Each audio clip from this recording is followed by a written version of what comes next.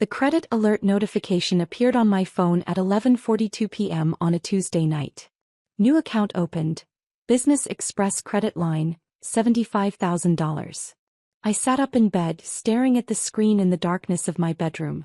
I definitely hadn't opened any business credit accounts. I immediately logged into my credit monitoring service and scrolled through the recent activity. My heart sank as I found 3 new accounts opened in the past week. A $75,000 business line of credit, a $50,000 equipment financing loan, and a $125,000 commercial real estate loan. All applications had been submitted using my personal information, employment history, and social security number. The total exposure was $250,000 in fraudulent debt that could destroy my financial life. But I knew exactly who had access to my financial information. My brother Jake had been staying in my spare bedroom for 2 months, supposedly getting back on his feet after his latest business venture collapsed spectacularly. During that time, he'd had unlimited access to my home office, my daily mail delivery, and all my personal documents. I got up and padded quietly to my home office, careful not to wake Jake. My filing cabinet was slightly ajar. I always kept it locked, but the lock had been picked. Someone had been rifling through my tax returns, bank statements, employment records, and insurance documents. On my desk there were faint impressions on my notepad where someone had pressed down hard while writing, probably practicing my signature. I opened my laptop and checked the browser history. Someone had been researching business loan applications, how to establish corporate credit using personal guarantees, strategies for maximizing loan approvals, and even articles about identity theft penalties. The searches had been conducted during business hours when I was at my job downtown. As a forensic data analyst for a major insurance company, I had extensive experience with fraud investigation, digital evidence preservation, and financial crime patterns. My home network was configured to log all internet activity, and I had security cameras positioned throughout my apartment that I'd installed after a break-in 2 years earlier. I pulled up the network activity logs for the past month. Jake's devices, his laptop, tablet, and smartphone, had been accessing loan application websites, business formation services, credit monitoring sites, and financial planning forums. He'd also downloaded copies of my personal documents and uploaded them to several cloud storage accounts that I could trace through the network traffic. The security camera footage was even more damning. Clear video showed Jake sitting at my desk last Tuesday, methodically photographing my tax returns and employment verification letters with his phone. In another clip from Thursday, he was practicing my signature while holding my driver's license for reference, testing different pens and writing styles. But the most incriminating evidence was audio from my smart home system. Jake had made several phone calls from my living room, not realizing that my voice assistant automatically logged and stored conversations containing financial keywords like loan, credit, fraud, and identity theft.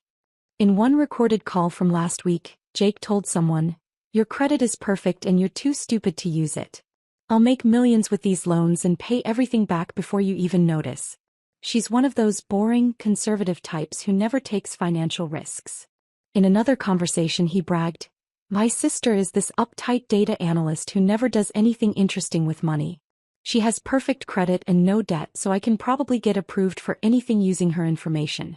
She's too trusting and disorganized to suspect anything until it's too late." The next morning, I watched Jake get ready for what he called important business meetings. He was wearing his best suit, one I'd bought him for job interviews, and carrying a new leather briefcase filled with documents I recognized as copies of my financial records. "Big day today?" I asked casually while making coffee, keeping my voice neutral and interested. "Huge day," Jake replied confidently, adjusting his tie in the hallway mirror. "I'm finalizing some major business deals that are going to change everything. Within 6 months, I'll be running a multi-million-dollar operation." "That sounds exciting.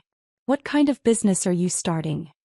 "Import-export company specializing in high-end electronics from overseas. Consumer devices, computer components, that sort of thing. The profit margins are incredible if you have enough capital to get started properly." "How are you financing the startup costs?" "That sounds like it would require significant investment." Jake's expression became evasive and he avoided direct eye contact. "I've got some investors lined up. Silent partners who recognize my business acumen and want to work with someone who knows how to make serious money. That's wonderful, I said. I hope everything works out for you. Oh, it will, Jake said with complete confidence. This time next year, you'll be asking me for financial advice instead of the other way around. After Jake left for his meetings, I called the 3 banks that had approved the fraudulent loans. I spoke with loan officers at each institution and confirmed that applications had been submitted using my personal information, but requesting that all correspondence be sent to a business address I'd never heard of, a small office complex across town. The loan officers were shocked when I explained that I hadn't applied for any business loans and that someone was using my identity fraudulently. Ms. Peterson, these applications were approved based on your excellent credit history, stable employment, and comprehensive financial documentation, said Sandra Mills from Business Express Credit. The applicant provided tax returns, bank statements, employment verification, and even credit reports. Everything appeared legitimate. Those documents were stolen from my home, I explained. I need to file fraud reports immediately and freeze all accounts. We'll freeze the accounts pending investigation, Sandra assured me. This appears to be sophisticated identity theft. You should contact law enforcement immediately. This level of fraud typically involves federal charges. I spent the morning filing fraud reports with all 3 banks, reporting the identity theft to the Federal Trade Commission, and documenting everything for my insurance company. Then I called Detective Ray Thompson from the Financial Crimes Division, whom I'd worked with on several insurance fraud cases over the years. Detective Thompson? This is Angela Peterson from Consolidated Insurance. I need to report identity theft and business loan fraud. I have extensive evidence including video footage, audio recordings, and digital forensics. How extensive are we talking? He asked, his interest clearly piqued. Complete documentation of a systematic fraud scheme including network logs, security camera footage, audio recordings of the perpetrator admitting to the crimes, and a timeline showing premeditation over several weeks. That's more evidence than we usually see in identity theft cases. Can you come in this afternoon? Bring everything you have. At 2 p.m., I sat in Detective Thompson's office with 2 thick folders of printed evidence and a laptop containing digital files. The documentation was overwhelming: screenshots of fraudulent loan applications, network activity logs showing Jake's research into business loan fraud, security camera footage of him stealing my documents, audio recordings of him bragging about his scheme, and a detailed timeline showing his systematic approach to identity theft. Angela, this is some of the most comprehensive fraud evidence I've seen in 15 years of financial crimes investigation, Detective Thompson said, reviewing the materials spread across his desk. You documented everything. I'm a forensic data analyst by profession. I know how to preserve digital evidence, maintain chain of custody, and build cases that will hold up in court. Detective Thompson examined the bank statements showing the fraudulent accounts and loan disbursements.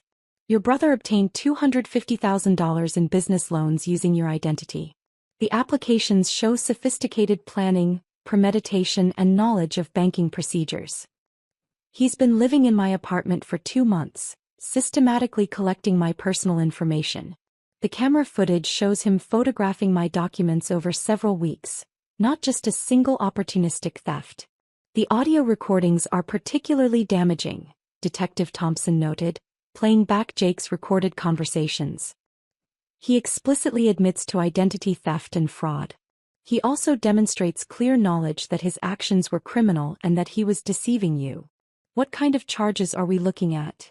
I asked. Identity theft, bank fraud, wire fraud, and potentially money laundering if he's moving funds between accounts to hide the source.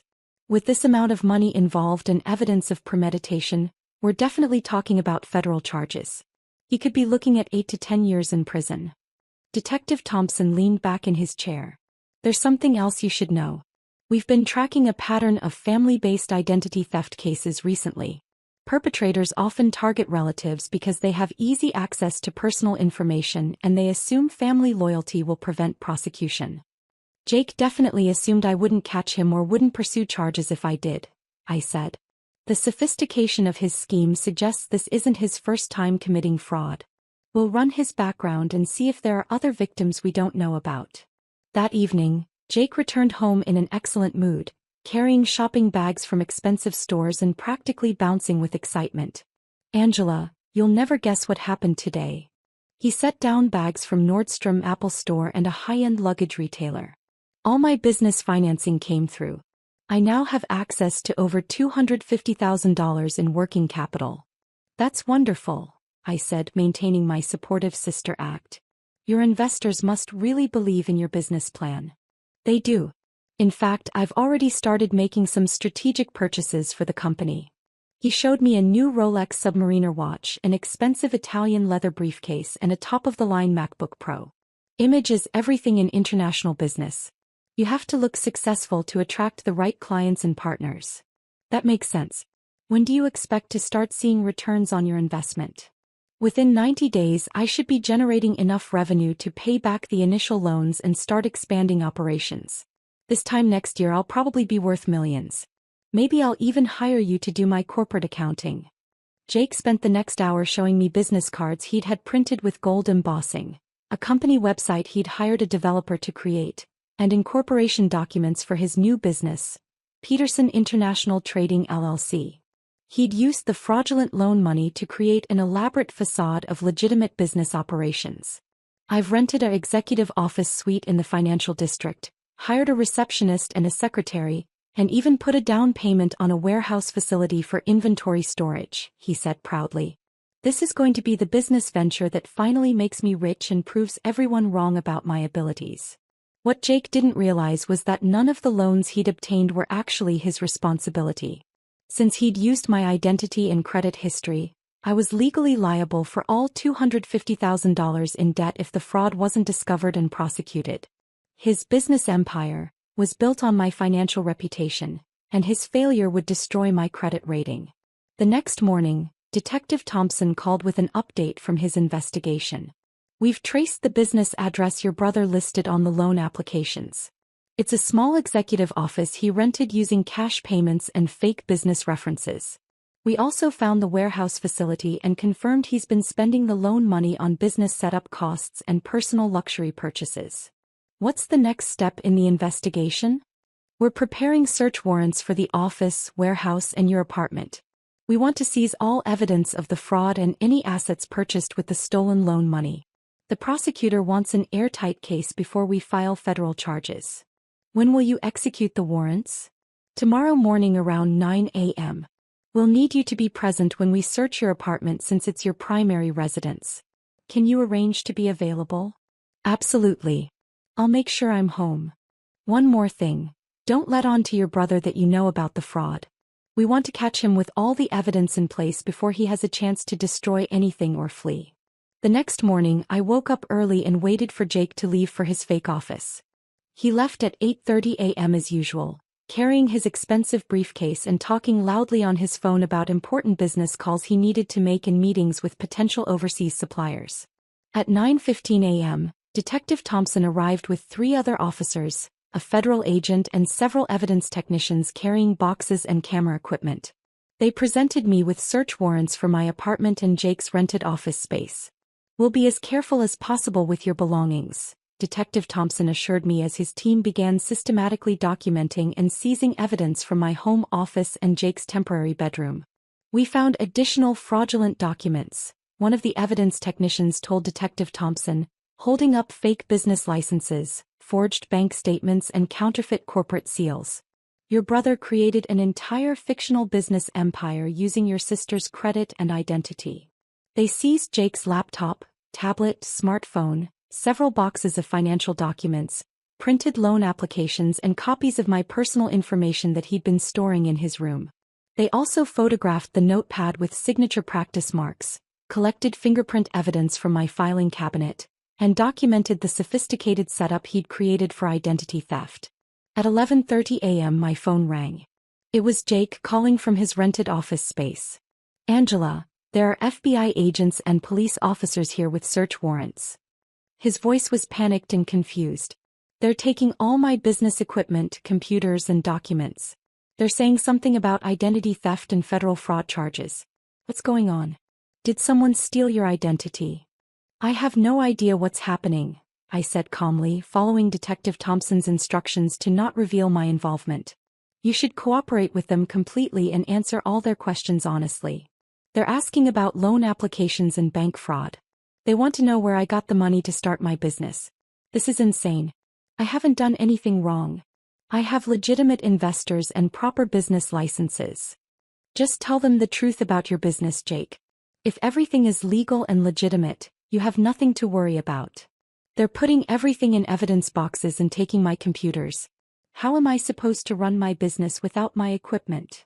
2 hours later, Detective Thompson called me back with an update on Jake's arrest. We've arrested your brother on federal charges of identity theft, bank fraud, wire fraud, and money laundering. He initially denied everything and claimed his business was legitimate, but when we showed him the video evidence of him stealing your documents and the audio recordings of him admitting to fraud, he broke down and confessed to the entire scheme. How did he react to being caught with all that evidence? First, anger. He was furious that you had security cameras and audio recording in your apartment. Then desperation. He kept insisting that he planned to pay back all the loans from his business profits, so it wasn't really theft. He doesn't seem to understand that using someone's identity without permission is a serious federal crime regardless of intent to repay. What happens next in the legal process? He'll be arraigned tomorrow morning on federal charges. With the comprehensive evidence you provided, the prosecutor is confident we can get convictions on all counts. Your brother is looking at 8 to 10 years in federal prison, plus restitution and fines. That afternoon, I started receiving phone calls from family members who'd heard about Jake's arrest through our local family network.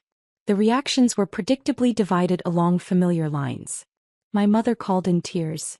"Angela, how could you have your own brother arrested? He was just trying to start a business and make something of himself. Family should stick together during difficult times." "Mom, Jake stole my identity and fraudulently obtained $250,000 in loans that I would have been legally responsible for. If he hadn't been caught, I could have lost my house, my savings, and my credit rating. But he's your brother. You should have talked to him privately before involving the police and destroying his life."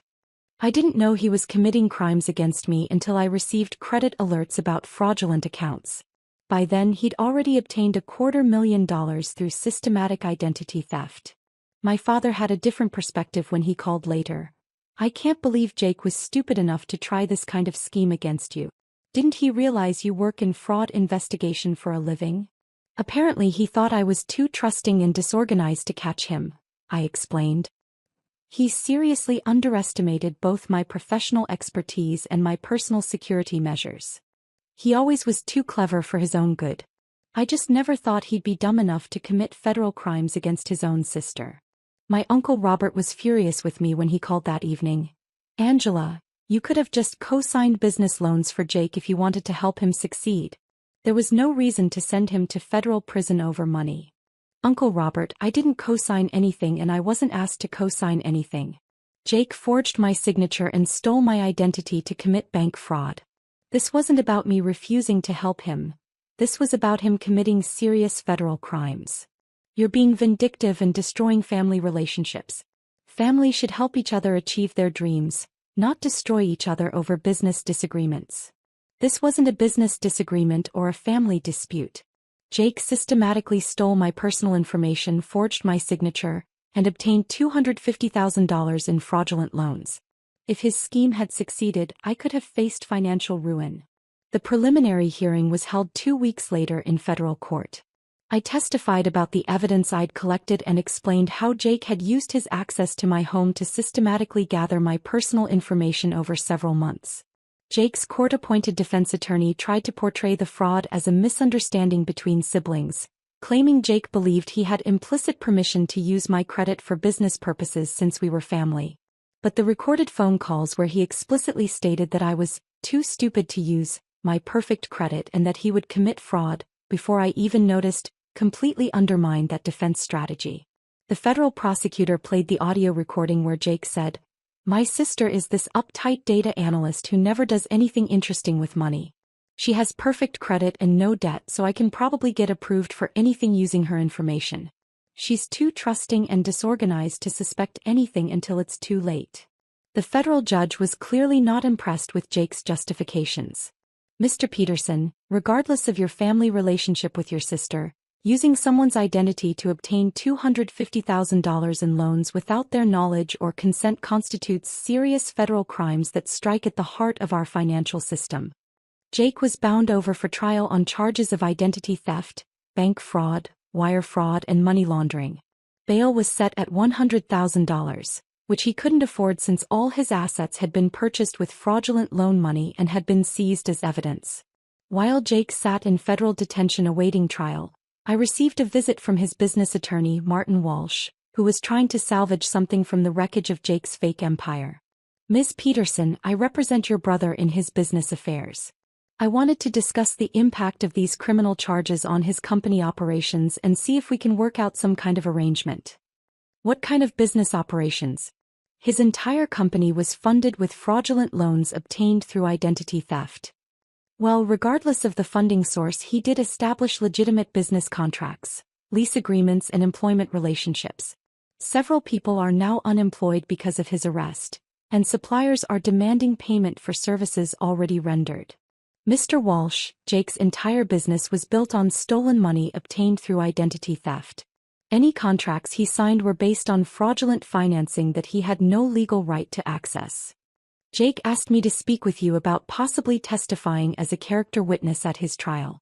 As his sister and the victim of his crimes, your support could significantly impact his sentencing and help the judge understand that this was a family matter that got out of hand.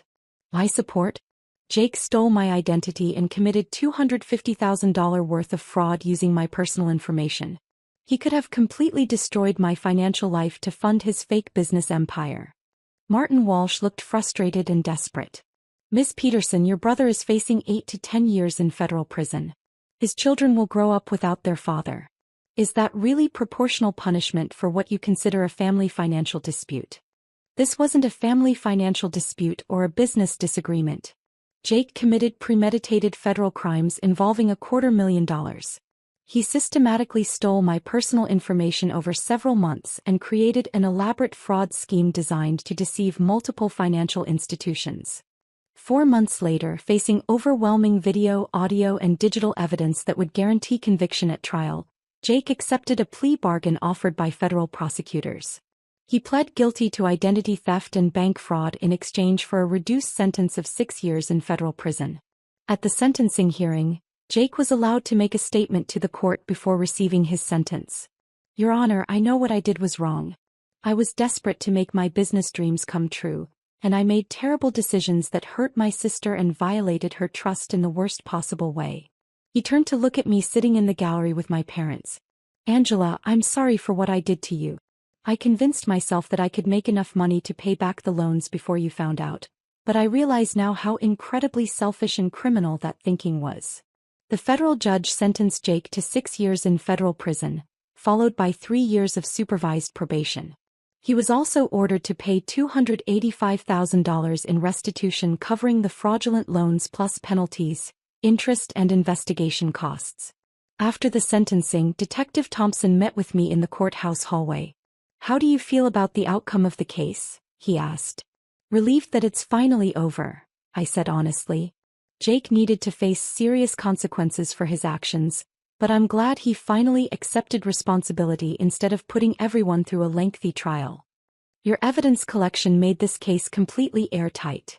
Without your comprehensive documentation, it would have been much harder to prove the systematic nature of the fraud and the premeditation involved. Jake assumed I was too trusting or too naive to catch him. He seriously underestimated both my professional expertise in fraud investigation and my personal security measures. A year and a half later, I received a letter from Jake written from federal prison. Dear Angela, I've had a lot of time to think about what I did and why I did it. I was jealous of your financial stability and professional success, and frustrated with my own repeated business failures. Instead of asking for legitimate help or finding legal solutions to my problems, I chose to betray your trust and commit serious federal crimes. I know now that my actions could have completely destroyed your financial life. Those loans were in your name with your credit backing them, and if I hadn't been caught, you would have been legally responsible for $250,000 in debt you didn't create. I was willing to risk your entire future to fund my business fantasies. I don't expect you to forgive me, But I want you to know that I understand why you had to report me to the police. You were protecting yourself from the consequences of my crimes, just like anyone should do when they're the victim of identity theft. The other inmates here think I'm crazy for not being angry at you for turning in family. But you didn't turn me in. You documented evidence of federal crimes I committed against you. There's a big difference between reporting crimes and betraying family. I hope someday we can rebuild our relationship, but I understand if you can never trust me again. I proved that I was willing to destroy your life to chase my own dreams, and that's not something a person gets over easily. Your brother Jake. I never responded to that letter. Jake served 5 years of his 6-year sentence and was released on good behavior for participating in prison education programs. He now works at a construction company in another state and is required to check in with a federal probation officer every month. Our parents still believe I should have handled it within the family, instead of involving law enforcement. They think Jake's punishment was too harsh for what they call a family business dispute that got out of hand. But identity theft isn't a family business dispute. Bank fraud isn't a family disagreement that got out of hand. When someone systematically steals your personal information, forges your signature, and obtains $250,000 in fraudulent loans using your identity, that's a serious federal crime regardless of whether you share DNA with the perpetrator.